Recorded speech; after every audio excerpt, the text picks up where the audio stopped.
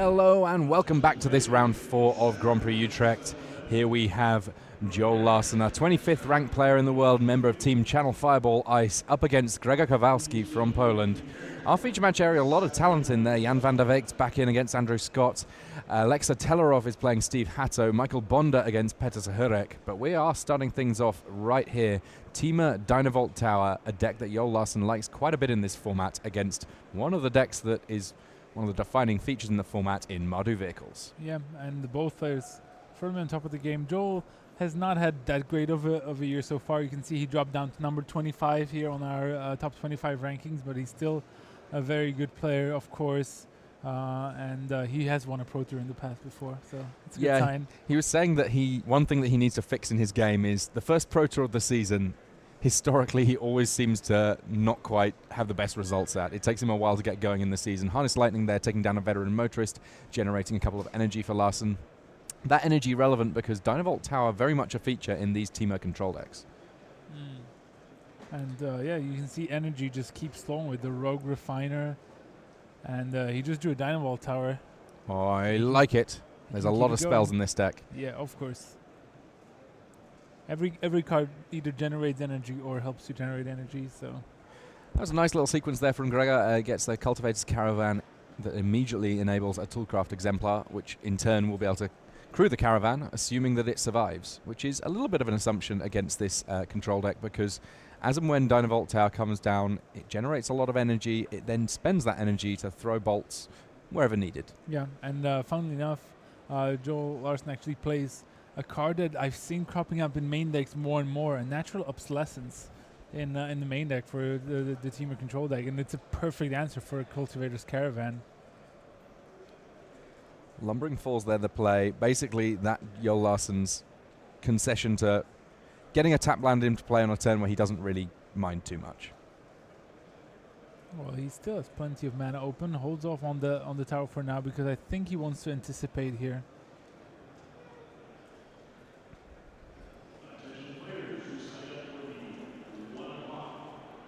So Joel just sitting back for now. What do we have from Kowalski? Looks like Unlicensed Disintegration at the front of hand. Killing off the Rogue Refiner. In response, there's Natural Obsolescence. Nice. Puts Cultivator's Caravan on the bottom of the deck. Yes, Gregor gets to float a little bit of mana, but he does not get to deal Joel 3 points of damage. His Toolcraft Exemplar. Oh, he does. Because he floated a mana and could still play a Thraben Inspector. I was talking about with the Unlicensed Disintegration. Sure, of course, yeah. But he still gets to attack for 3 with the Toolcraft Exemplar because he did have the Thraben Inspector still.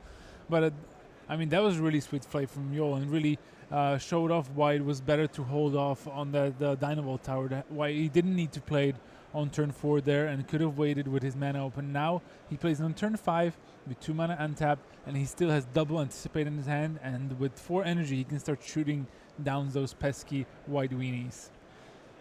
Yeah, Kowalski definitely, even though he's ahead on board and indeed on life totals, has some work still to do. Depala Pilot of Exemplar coming down. No vehicles to crew just yet, but Toolcraft Exemplar is a dwarf, so it's getting +1/+1 just naturally. Anticipate coming from Joel Larsen here. Up to 6 energy. 5 the magic number to make Dynavolt Tower do its thing. And 3 good cards to choose from. That was a Tune with Ether, another Dynavolt Tower, and a Glimmer of Genius. He just has to make sure he's surviving long now. If I was Joel, I would be really tempted about the second Dynavolt Tower because they work really well in multiples. Every instant you play generates you 2 energy. 2 towers means 4 energy. That's practically a lightning bolt. Yeah, pretty much. No, but he goes with the Glimmer of Genius. He can find more towers later on. He, of course, has Torrential Gearhogs and other powerful cards to dig into, so he'll be fine. Step 1, shoot down Toolcraft Exemplar. Now, why would you go for the Exemplar rather than Depala? As you said, it's a dwarf, so it grows for now. And I think Joel is thinking that he has the Glimmer of Genius, so if he can untap, play the Glimmer, that's going to generate him not only the 2 more energy from the Glimmer itself, but also from the Dynavolt Tower, and that the 5 will be enough to kill the Depala.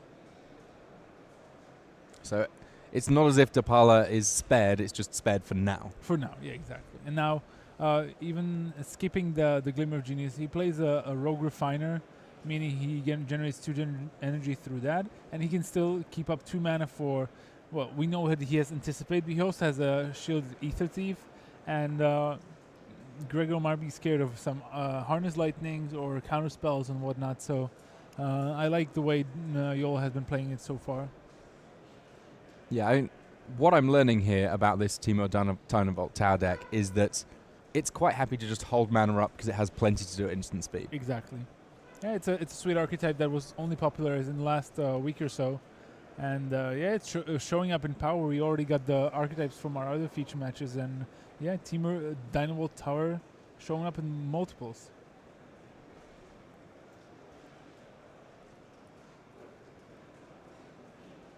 Gregor Kowalski, he's got another copy of Unlicensed Disintegration. Let's see what the response here is from Larson. This time round, he is going to take 3 points and simply put his creature in the bin. The clue is the important card here on the board, enabling that 3 damage. Ooh, I like it. Look at that. Shielded Ether Thief generates an energy and will allow Yol to draw a card if he so desires. Once that thief is active. Now, correct me if I'm wrong, Matej. Control decks drawing extra cards is a pretty potent thing for them to be doing. Yeah, of course. And this is why the Ether Thief is showing up. We're kind of joking a little bit here. We've actually seen the Ether Thief played before as like a 1 of a 2 of in those 4-color Saheeli decks. And when I tried it, it is just really good at holding off Scrapheap Scrounger.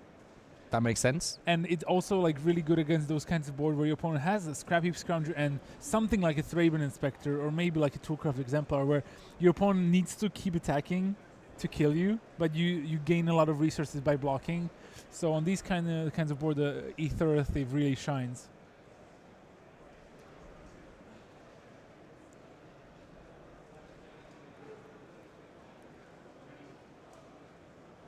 So Larson here, in spite of being down on life, I feel like he's worked himself into a fairly comfortable spot now. Yeah, I mean, with Glimmer of Genius Anticipate in his hand and Mana to cast both, he's firmly in a driver's seat, and Yol will start killing the Depala because he doesn't want Gregor to just look through more cards with the Depala's ability.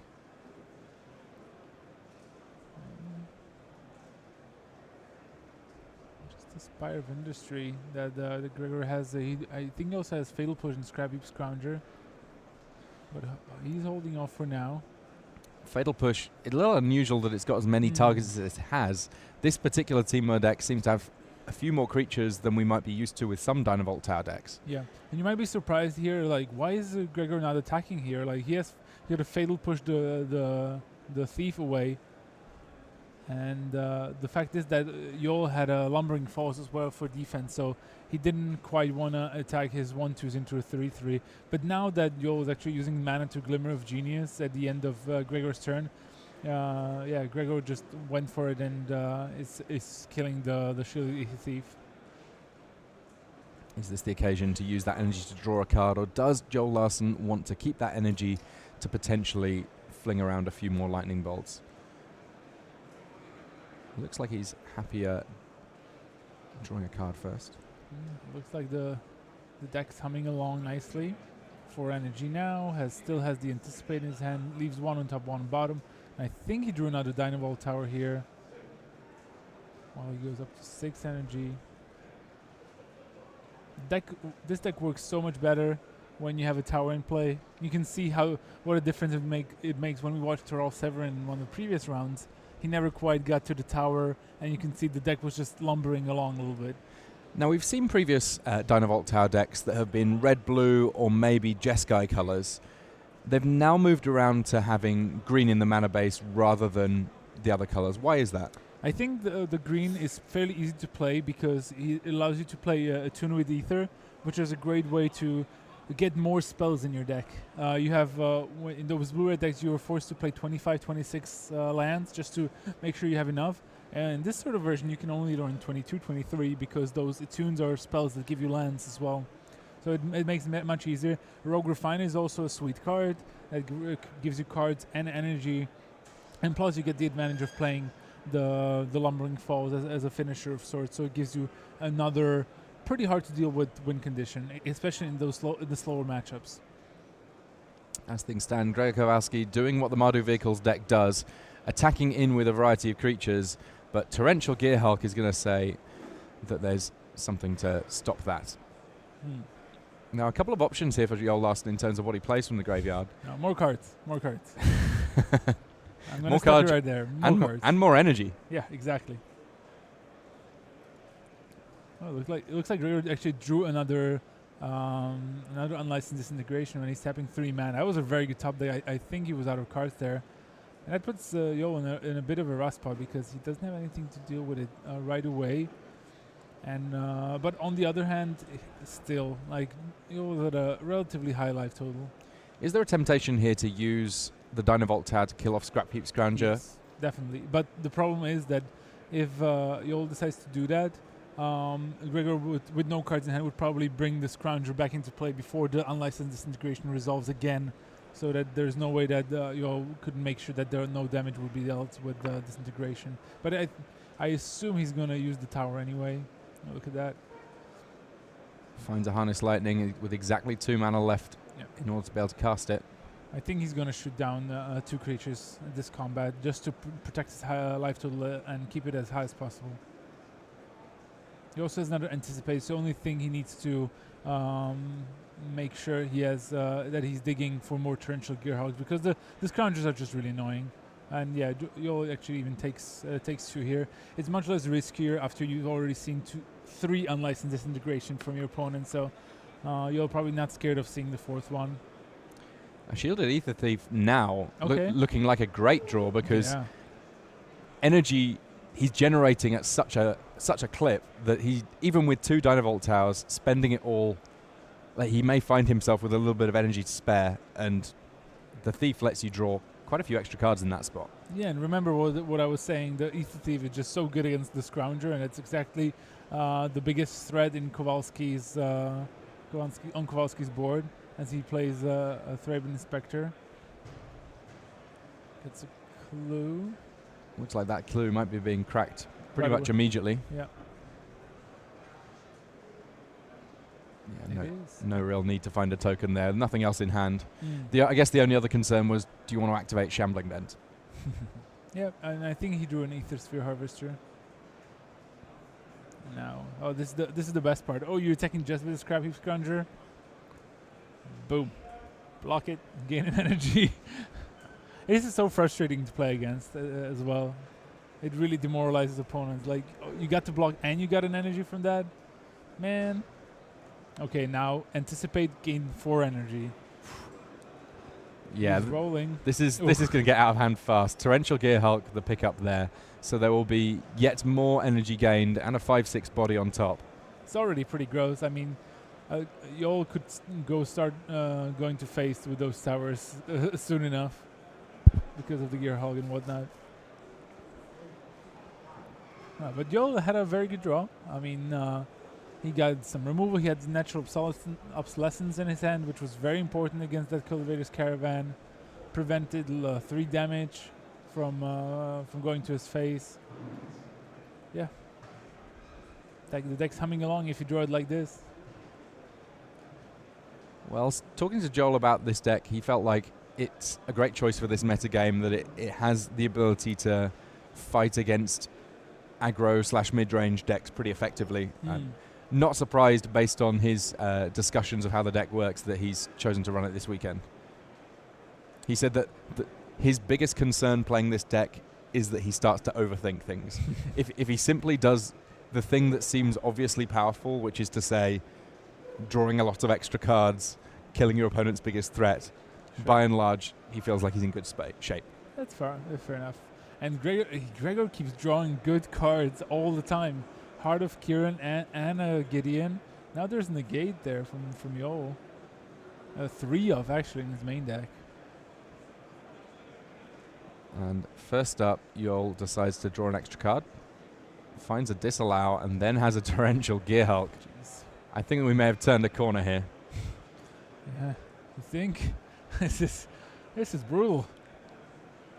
And look at that, the embarrassment of riches. There. Oh, what am I gonna play with my torrential Gear Hulk? Looks like he's considering a natural obsolescence here. Doesn't immediately have a clean way of 1-for-1 trading with Heart of Kieran. And I guess natural obsolescence also another great answer to Scrap Heap Scrounger. Yeah, exactly. Yeah, that card. That's why I think the card is actually playable now. I'll give you some spoilers. If we ever see Manuel Gershenson in the feature match area, I actually convinced him to run one in his 4-color Sahili deck. And I think he'll be liking it now that I see what a lot of the pros are running. First attack of the game from Joel Larsen, but it's a big one. Kowalski just takes. He has so many good cards left in his hand. He has the Harness Lighting, the Disallow.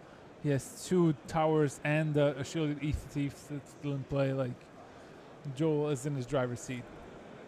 And this is exactly where he wanted to get.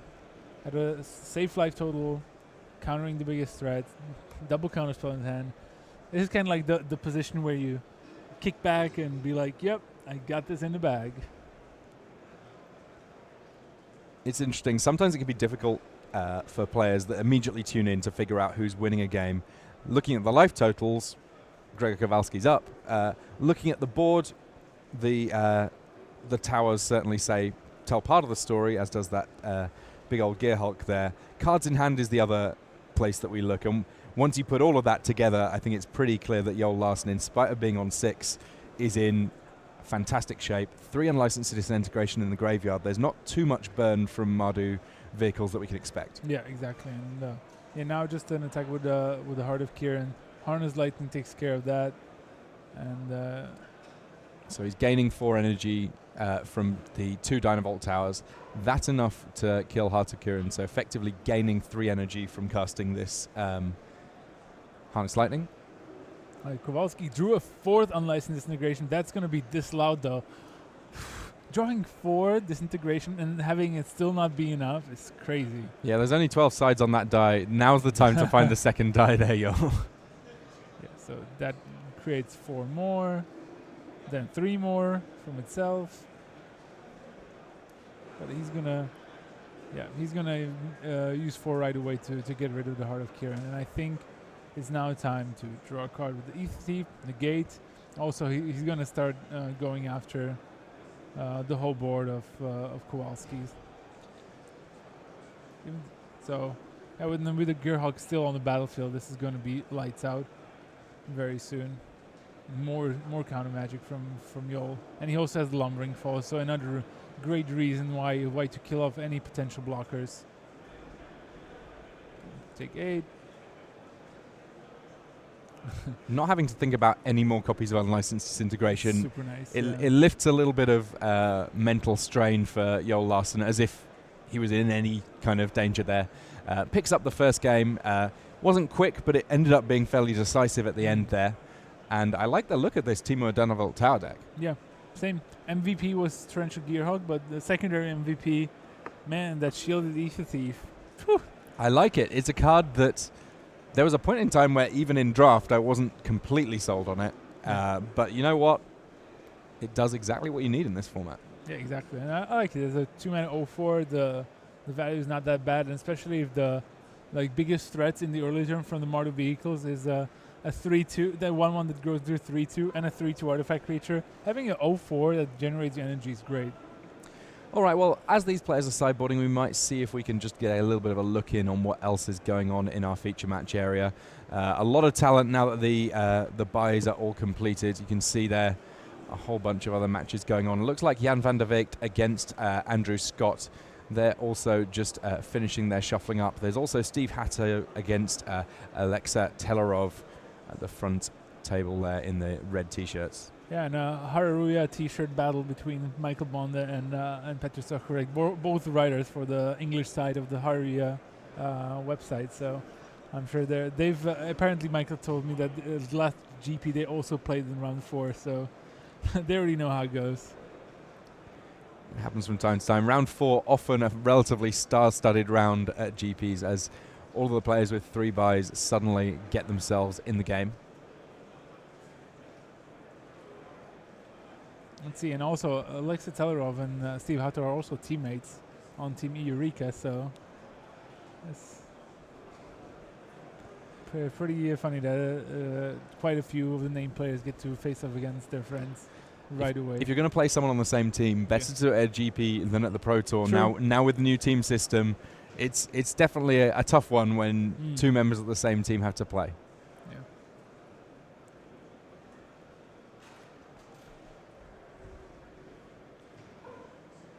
We will be getting a chance for the first time in this round to have Rich doing a little bit of commentary with one of our pros. I think that we may be getting Joel Larson in to talk a little bit about some of the other games that are going on. So Rich is just kind of getting a feel for what they're going to be talking about after our main matches are all completed.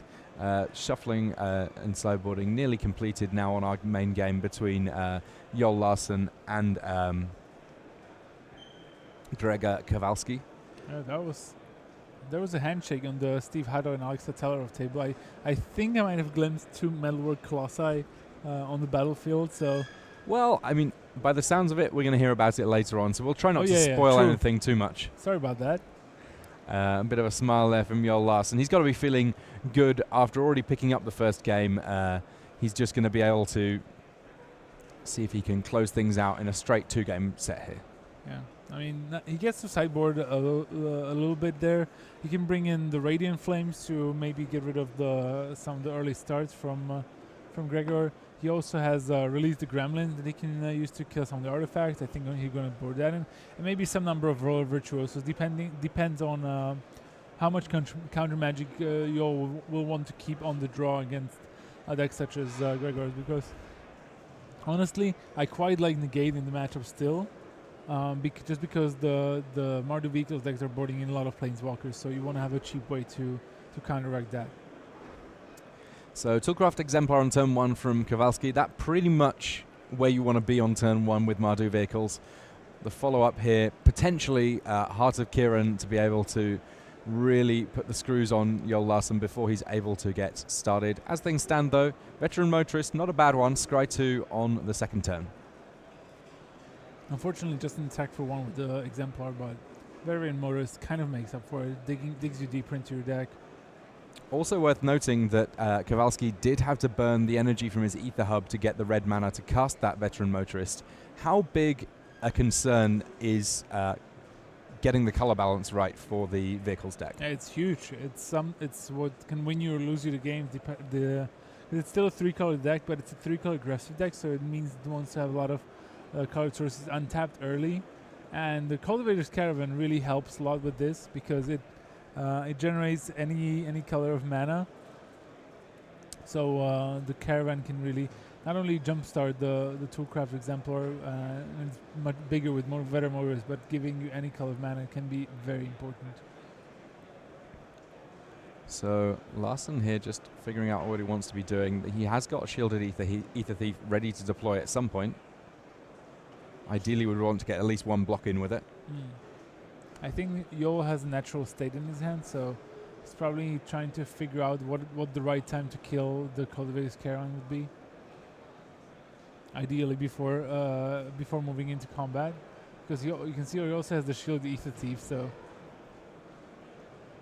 yeah, he wants the energy. Straightforward block as well, effectively saving himself 3 points of damage there. Yep. The Toolcraft Exemplar.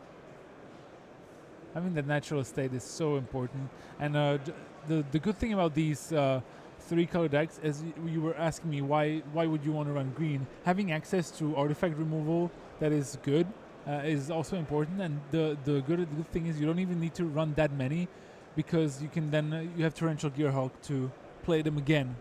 So interesting, yeah. So you only need like 2-3 maximum in your deck, and like the games go long enough that you'll eventually find one, and then you can get another activation just by playing a Gearhulk. Yeah, and I like that Joel didn't even hesitate with the natural state and played it on his turn rather than waiting, because we've seen what it can come to when it comes to like unlicensed disintegration and whatnot. So, but no artifact from Kowalski here. So just 2 small Toolcraft Exemplars, and this was the perfect turn for jamming a Planeswalker, a 4th untapped land, a Gideon or a Chandra. to really put the screw on Yol here. But just a tapped land, and I think Gregor only has 2 unlicensed disintegration that he's saving up for when he finds an artifact. I mean, he's saving it up for having an artifact, but also this is the first turn where he's actually had access to all the colors of mana he needed, having burned the energy from his Ether Hub. Yep, fair enough. Kowalski's draw has been a little clunky this game. Yol hasn't done too much, but it's been just enough to cause some little stumbles from the Polish player. Here's the unlicensed disintegration. There's no artifact in play, so this a straightforward removal of a blocker. Yol spends all of that energy to draw a card. And he finds a Glimmer of Genius. Takes a couple points though. Another Toolcraft Exemplar, still no artifact. Glimmer of Genius, end of turn. Scry 2 sees a Tune with Ether and a land. Neither of them particularly exciting. Looks like they're both going to the bottom. 2 energy for Larsen, who draws another Glimmer, and I think that was a Lumbering Falls there. Yeah, I mean, he still has lands in his hand, so okay, Relative Truce is nice on a board of X1 creatures. But I mean, if you look at Kowalski's hand, how much does it change if he top decks, say, a Heart of Kiran here? Well, that would be really important. I mean, just having the artifact in play would be great, and pumping up all those Toolcraft Exemplars would be huge. Even a Gideon would be nice here. Okay, you called it. You should call shots. Yeah, early? I'll take it. You should save it up for the finals and such. Jeez, Tim. Are you suggesting I've only got 1 bullet in this gun? Yeah, exactly. Well, Heart of Kiran coming down. And as we have just mentioned, this board suddenly turning around greatly for Kowalski. We said in the first game that it's not all about life totals, but life totals certainly matter. And Yol Larsen on 9 points here. He's going to be taking a substantial hit this turn. He can make 2 Thopters. And I think he's going to have to. Yep. But where previously those Thopters would have traded, now he's simply got to throw a few under the bus. Yeah, and still takes 3 from the last Toolcraft Exemplar. That was a double block there from him on one of the Toolcraft Exemplars. Yep. Gregor could have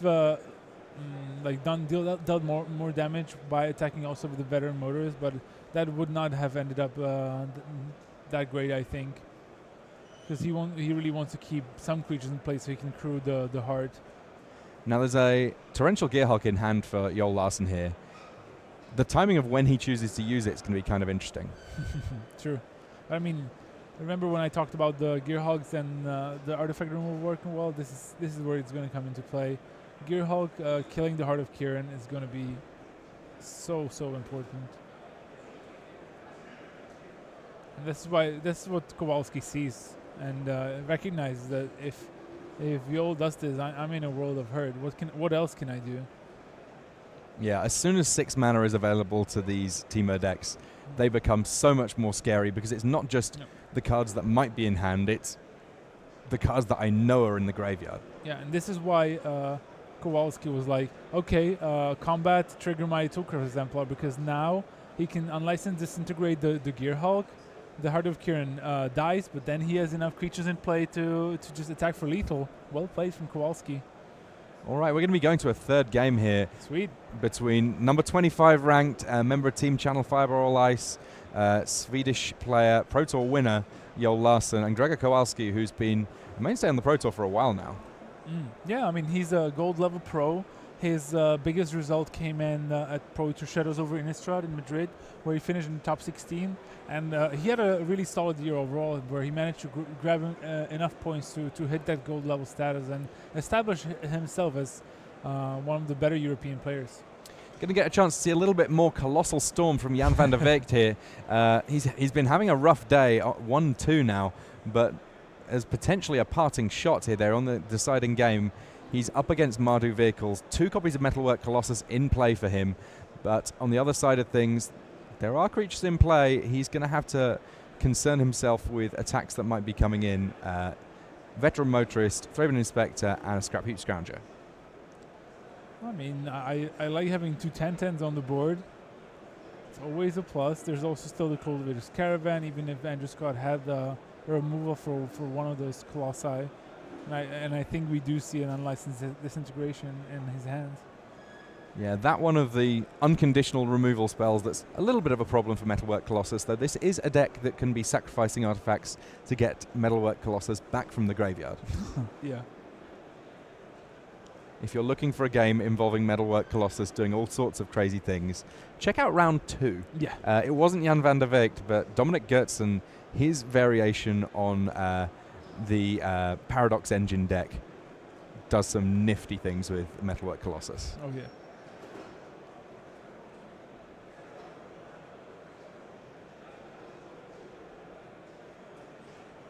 Looks like we've already seen a Baral's expertise in this game. Yanni's expertise also within this 75, and an interesting one in this matchup. Yeah, and very good in this matchup, actually. Just being able to kill anything. Oh, look at that. Even Fragmentize from Andrew Scott. He came prepared. Playing a Toolcraft Exemplar and a Fragmentize, killing that Cultivator's Caravan. That card is very important in getting the deck going because it not only ramps you with mana, but it also fixes your mana because you have some awkward double blue cards like Baral's expertise in this particular version. We're just going to get to the end of this turn. I have heard that our other match is just kicking off, and I do want to see how things get decided between Joel Larsen and Gregor Kowalski. We'll just make sure that there's not going to be too many fireworks here from Jan van der Veegt. His deck definitely has the potential to do something big. But he has Johanni's expertise that he's going to play here. It's not lethal because it's going to make everything smaller. It's going to be -3/-3. But that's going to make the Colossi smaller. But Andrew Scott doesn't realize that he will only be attacked for 14 this turn. And he scoops up his cards. That's rough. He could have at least had waited for it. I think he would have been dead the following turn, but still. All right. Good anyway, timing. Let's see what's going on here. I'm pretty sure that Joel Larsen is not already down to 6. We'll have a look at the board and see if we can figure this one out. Yep, the Timo Dynavolt Tower just kicking off against Gregor Kowalski, but already Attune with Ether plus Whirl of Virtuoso. That's 5 energy, and that's potentially nearly 2 Thopters. Yeah, but so far it's fine. Kowalski started off with a Scrounger, which is nice, and yeah, Joel even creates a Thopter there to keep around.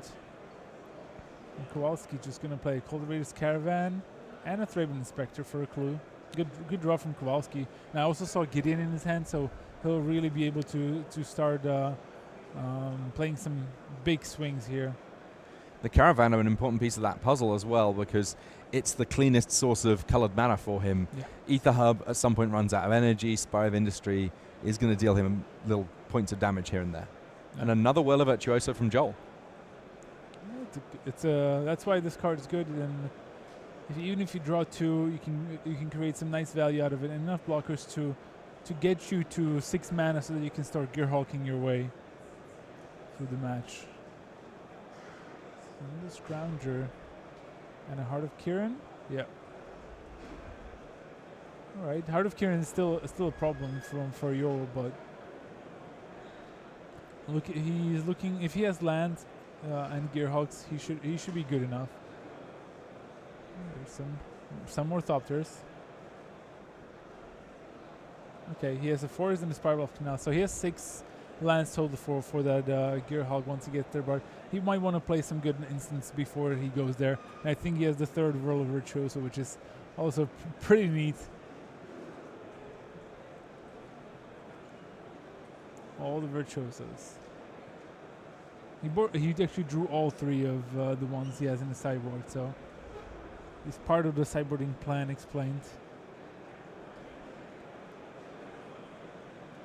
Yeah, a surprisingly busy board for this Dynavolt Tower deck. Sometimes it's thought of as being very much about all the spells and the tower itself, but it's really a control deck that happens to have Dynavolt Tower as one of its finishers.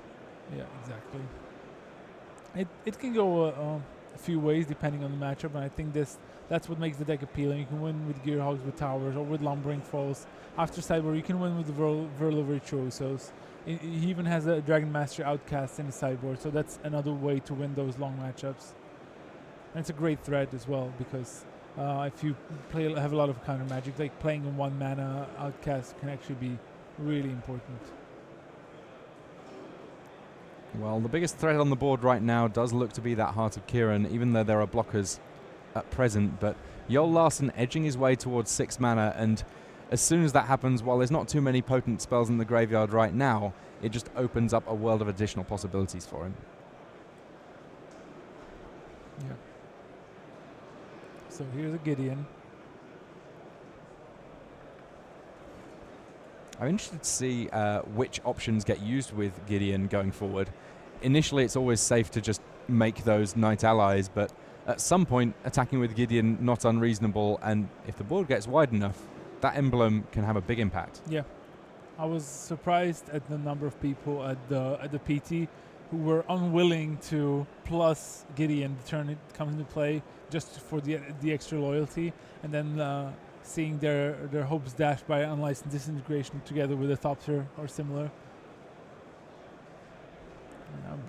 Joe's board is huge here, especially now with. I mean, he has a Gearhog in his hand, but doesn't really have any good way to make use of it. Just yet. But once he draws some good instants, he can start churning through his deck even more.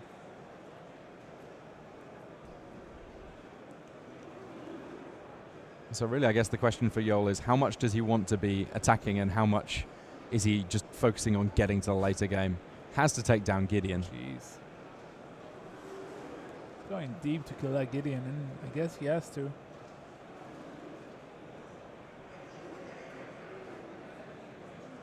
And I guess Kowalski does have to respect the fact that there's 6 mana on tap for Larsen.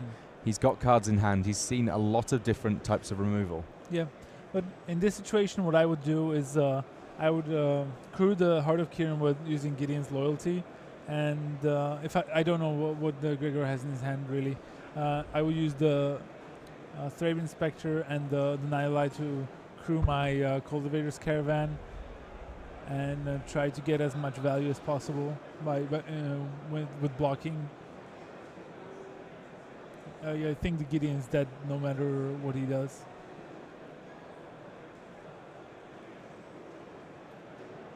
Yeah, because if he wants to block a flyer, he has to expend too many creatures to do so, and then he doesn't have anything to block the Virtuosos.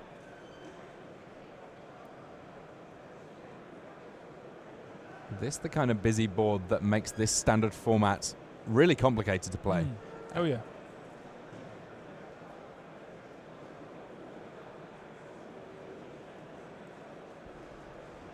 There's a Caravan. He might, if he has something like a Shock though, could be pretty sweet.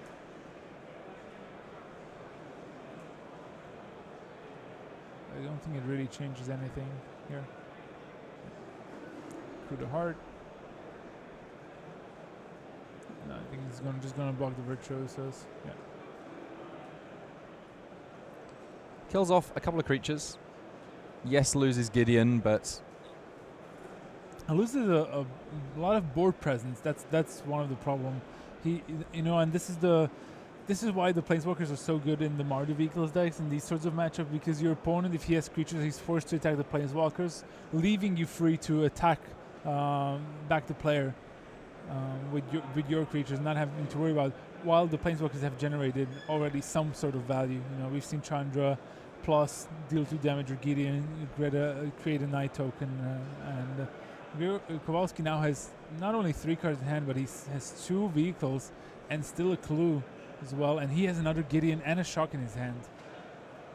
It does seem like Kowalski almost always has the unlicensed disintegration as well, which a very important feature for this particular deck. You're always just threatening both removal and damage. Yeah, and here's the Gearhulk. No instance to cast though. It's just a 5/6 flash blocker.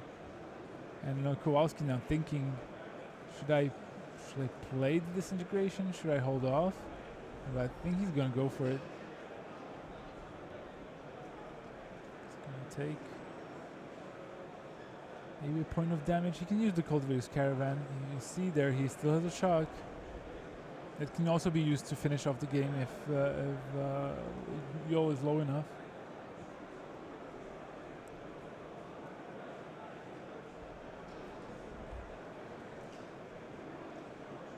Yeah, and Yo knows exactly what is up. So take 3 from that, take 7 from the creatures. So Yo is down to 5, I believe. Big 10-point swing here. Okay, 9-point swing. Must have miscounted somewhere.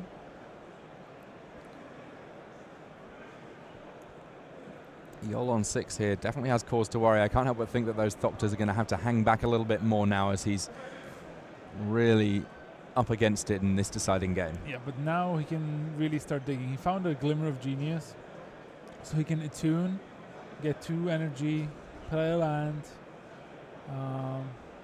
He's also thinking, this is really interesting, that he was about to play that attune with Ether, but he's thinking, if I glimmer of genius for a land and Radiant Flames, is that maybe better? Or if I land and a 3 mana spell, could that prove to be useful?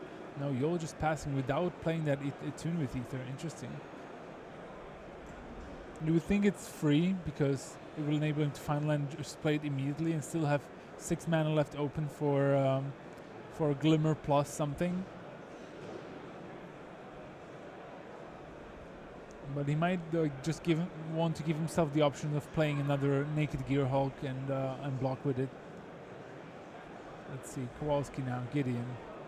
And I think this is going to prompt Yol into action. Glimmer in response. Okay, Harness Lightning. That's what he was looking for, because that's a way to kill the Heart of Kirin. And another Glimmer. Yol Lawson is slowly getting somewhere. Slowly, the operative word, though. If Gregor Kowalski is able to find another big piece of removal, this game could end very, very soon. And you know, the thing is, he does have that piece of removal in his hand. I think I saw another Unless Disintegration in his hand, as well as a Shock. And I think... Oh, he played the Plains the previous turn, so he doesn't have all the mana untapped for now. But he also has the Cultivator's Caravan, remember.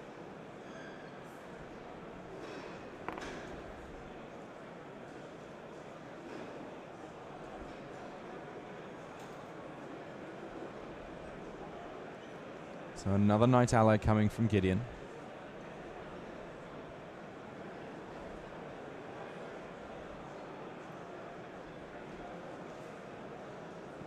That ally, along with Thraben Inspector, doing a bit of crewing here.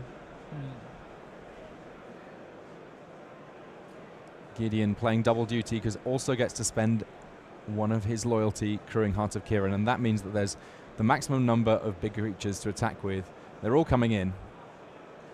So we're gonna see a Harness Lightning on, I assume, the Heart of Kirin, just because it's not the biggest creature on the board, but it would have been annoying in a couple of turns down the line. It's the most problematic in part just because Gideon can crew it so easily. Yeah. This way, Yol now has to decide how he wants to spend his blocking creatures, because he could theoretically just block the Cultivator's Caravan to go down to 1 so that he can attack the Gideon and kill it. But I don't think that's a viable route, because he would go down to 1 and he would still face a very, very big board. So he should find at least one double block here. But Yol is in a very rough spot. And he doesn't actually know about the shock that is waiting either. Yeah. Kind of been disguised a little bit by the fact that Ether Hub is the only land untapped. Or revealed in that way.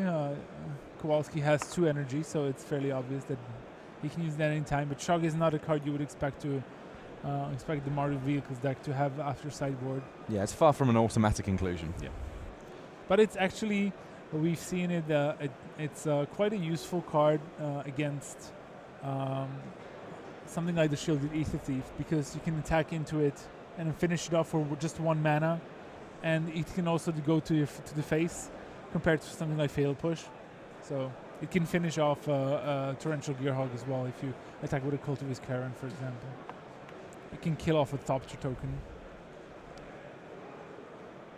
So Yol here, carefully considering what he wants to do. 1 Thopter in front of the Caravan, kind of the easy bit. You're never going to be able to kill that one off. Chooses to double block the Knight rather than the Scrounger. Is that because the Scrounger can come back? Yeah, it can come back, and yeah, I mean, it also can't really block, I guess. Yeah, Kowalski's running low on cards, so I think this kind of makes sense. All the Thopters die. So now at least Yol does have he does have an Ether Hub, But he can play the Gear Hog and flashback the Harness Lightning, but he also recognizes he will have to deal with the Gideon Gideon on the table. Well, this Attune with Ether kind of free, because while it costs him a mana, it's going to find him a land that he did not otherwise have. Yeah, I'm surprised he didn't actually do it the previous turn. But yeah, another reason to not kill the Scrap Heap Scrounger is the fact that, as you said, he can bring it back, and also it has 3 power to crew the Cultivator's Caravan right away. So if he had double blocked that, Kowalski has enough resources to just bring back the Scrounger and put it into the Caravan and swing. Scrounger's just going on holiday, jumping in the Caravan and heading across to Joeltown.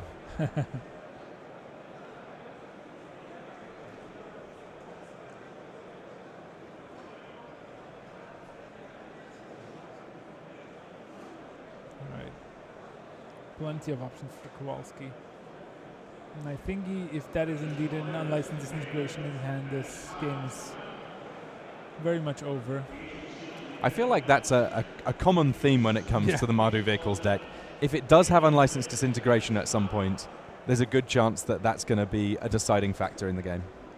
And I think Kowalski also drew a veteran motorist, so he can play that, try to have a good creature to equip the Cultivator's Caravan, and he can start attacking. So there's the motorist. A Scry 2 here. Drawing into more pressure. I like the fact that the motorist early game helps you find the lands that you need, and late game helps you avoid finding more lands. Yeah, exactly. Occasionally it will dig a little bit more specifically than that, but that's my kind of fail state for it. Yep.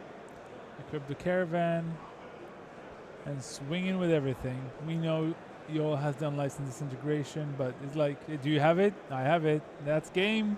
There's the handshake. Gregor Kowalski picking up the win against Joel Larsen. Team Channel Fireball Ice's Joel Larsen. It was his first round playing after 3 buys, and he picked up a loss there, so he's going to be at 3-1. Kowalski at 4-0, and we're going to get a chance to see a little bit of the Haruruya match between Michael Bonda and Petr Sahurek. And look which deck both of them decided was the right choice for this weekend. What is going on here? This is fairly funny. It's kind of like, oh, anticipate, in response, Glimmer of Genius. Oh, counter that. Oh, counter that. But the card that I'm most excited about on this board, and there are a lot of cards on this board, is Dragon Master Outcast for Petr Sahurek. He has a lot of lands in play, which means that face down card there, we're not talking about these being Thopter tokens or anything else. These are dragons. Yeah, big dragon. And I like that both players board in the Roller Virtuosos, and to make more uses out of energy and create a lasting threat, because using Dynavolt Tower to shoot someone in the face is not very efficient compared to like getting to use the same energy to create some Thopter tokens. But the 5/5 dragons, I think, still win on this sort of board. Yeah, while these decks do have removal to work with, they still need to find it, they still need to draw it, and it does not take very many turns of pumping out dragon tokens to establish a fairly decisive advantage. Some card drawing for Petr, who also drew his Release the Gremlins, I think. It's kind of interesting that you board in Release the Gremlins to fight the Roller Virtuosos that both players are bringing in. I think Petr can just have a huge turn where he can kill 4 Thopters if he wants to. So basically what we're saying is that all of these Thopters, they secretly had a gremlin in them, and they're just bursting free all over the place. I'm just imagining, the gremlins kind of like ferrets flying around and eating, catching Thopters from the skies and munching them up, chomping them up rather. Yeah, but Petr is holding off on the Release the Gremlins. It's also like a big mana investment that can be easily negated. So. And there are still bigger artifacts to deal with than these Thopters. If, for example, I don't know, a Torrential Gearhulk came down, that's a pretty exciting target. It looks like just killing off 2 Thopters would release the Gremlins. So on either side of the table, there will be a couple of 2/2 Gremlins. But for this negate, is there counter magic from Petr Sahurek? It looks like there might be. There is a disallow, but he didn't want to use it to protect his Release the Gremlins. He's going to counter the Torrential Gearhulk here. Let's see if Michael Bond can find something good here. Down to 7 here. Just a shield, Ether Thief. And the card he just drew is the land, I think. Yeah. There's a handshake between these two players. I'm guessing that these guys have played out this matchup quite a bit, playing fairly quickly, the two friends. That is the end of things. Petr Sahurek picking up that one 2-1. It's been knockdown, drag-out stuff for the Timo Danaval Tower deck in the feature match area. This time it knocked down. Last time it got dragged out in the hands of Joel Larsen. But that is the end of our live matches. Rich will be back with a little bit of Time Walk match for you shortly. But first, these messages.